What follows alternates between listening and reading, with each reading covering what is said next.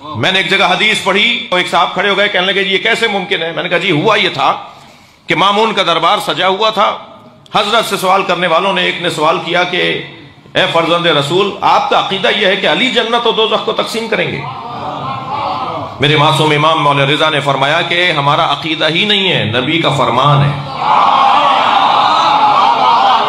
سرکار کا فرمان ہے کہ یا علی انت قسیم النار والجنہ، آپ جنت و دوزخ کے تقسیم کرنے والے ہیں۔ کہا مامون کی آواز آئی برابر سے، اے فرزند رسول مجھے یہ حدیث سمجھ میں نہیں آ رہی۔ حضرت نے فرمایا کوئی بات نہیں، اگر یہ حدیث سمجھ میں نہیں آ رہی تو ہم ایک اور حدیث سناتے ہیں جو اس حدیث کو سمجھائے گی۔ قرآن کی تفسیر قرآن سے، حدیث کی تفسیر حدیث سے۔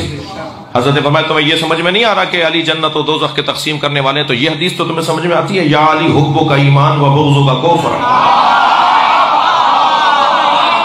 یا علی تم سے محبت ایمان ہے، تم سے نفرت کفر ہے۔ جو علی سے محبت کرے گا مومن ہے، جنت میں جائے گا، جو علی سے نفرت کرے گا کافر ہے، دوزخ میں جائے گا۔ علی ہی جنت بھیج رہے ہیں، علی ہی دوزخ بھیج رہے ہیں۔ توجہ کر لی؟ تو عزیزو وہاں آواز آئے گی روکو، ان سے ایک بڑی نعمت کے بارے میں سوال ہوگا۔ وہ کون سی بڑی نعمت ہے؟ میرے معصوم چھٹے امام تک خبر پہنچی کہ امام صلوات پڑھیں گے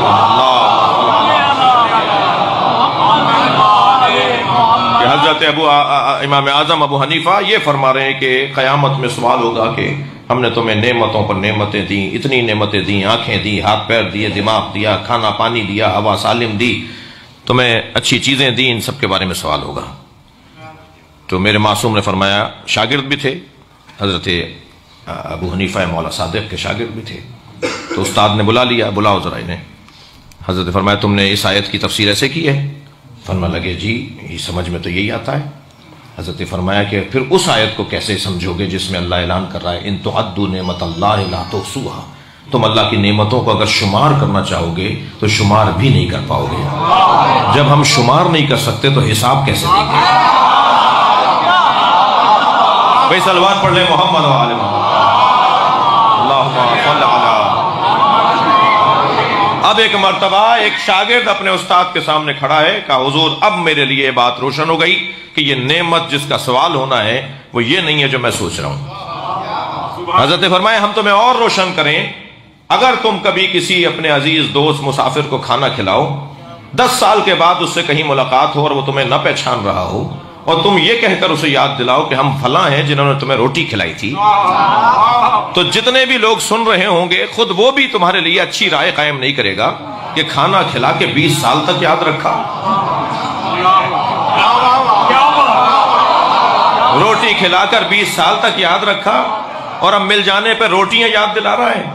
تو جب یہ تمہارے لیے روا نہیں ہے تو کریم مطلق کے لیے کیسے جائے گا کہ وہ نعمتیں دینے کے بعد یہ کہے گا کہ میں نے تمہیں یہ دیا، میں نے تمہیں وہ دیا۔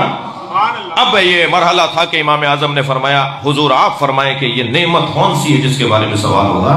میرے معصوم امام نے اپنے سینے پہ ہاتھ رکھ کے فرمایا ہم اہل بیت کی محبت۔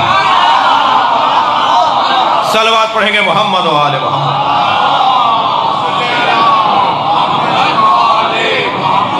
لہذا قیامت میں جس بڑی نعمت کے بارے میں سوال ہونا ہے، پوچھا جائے گا ہم نے تمہیں اتنا بڑا سسٹم دیا۔ محبت اہل بیت سسٹم ہے، محبت اہل بیت ایک نظام کا نام ہے، محبت اور مودت اہل بیت ایک پوری اکیڈمی ہے، پوری ایک دانشگاہ ہے۔ یہ الفاظ صرف سمجھنے کے لیے بچوں کے لیے کہہ رہا ہوں، ورنہ یہ لفظ چھوٹے ہیں۔ ایک پورا نظام ہے جی، جس میں عمل بھی ہے، جس میں عقیدہ بھی ہے، جس میں کردار بھی ہے، جس میں اخلاقیات بھی ہیں۔ بڑی سی بڑی یونیورسٹی کی فیکلٹیاں ہوتی ہیں تو وہ بہت ہوتی ہیں تو 20-25 ہوتی ہیں۔ یہ اہل بیت کے نظام میں جو فیکلٹیاں ہیں ان کی تو گنتی نہیں ہے۔ میرے مولا نے یہی فرمایا کہ مجھے نبی نے 1000 علم عطا کیے، تو ابھی تو 1000 کی گنتی، ہمیں نام نہیں پتا 1000 کے جو علی کے پاس علم تھے جو نبی نے دیے۔ پھر میرے مولا نے فرمایا میں نے 1000 علم سے 1000 علم کھولے۔ 1000 کو 1000 سے ضرب دیجئے، 2000 نہیں ہے، یہ جمع نہیں ہوگا، 1000 ضرب ہوگا۔ یہ 1000 کو 1000 سے ضرب دیں، ہمیں تو ابھی ان علوم کا نہیں پتا جو علی کے پاس تھے۔ بس ان کی طرف میری اور آپ کی تقاضا کوشش یہ ہے اس نظام اور اس مودت اور اس محبت سے جڑنا. اتنا وسیع دسترخوان کہیں نہیں ہے، اتنی نعمتوں کی بھرمار کہیں اور نہیں ہے. میرا دامن چھوٹا پڑ جاتا ہے، ان کے ہاں دینے میں کمی نہیں ہے. جی کسی ایک امام کی بات کریں، آج ایک امام معصوم کی آمد کا دن بھی ہے. جی صلوات پڑھ لیں گے محمد والے. ہر امام معصوم کا جلوہ امامت نرالا، اور اس جلوہ امامت میں جو جیسے جیسے زمانے کے حالات تبدیل ہوتے رہے، زمانہ بدلتا رہا، انہوں نے ہمارے مطابق اپنے فرمودات اور اپنی رہنمائیوں کو عطا کیا. ویسے بھی میں اور آپ، میں ایک جملہ تکرار کر رہا ہوں کہ جہاں بیٹھے ہیں نا، یہ گھرانہ زمانے کو مڑ کر نہیں دیکھتا ہے، موڑ کر دیکھتا ہے. اپنے حق میں حق. صلوات پڑھیں ذرا محمد والے. حالات کو اپنے حق میں تبدیل کرنا یہ امامت کا ہنر ہے. حالات سے متاثر ہونا یہ امامت نہیں ہے. حالات کے آگے ہتھیار پھینک دینا یہ کوئی ہادی کا کام نہیں ہے.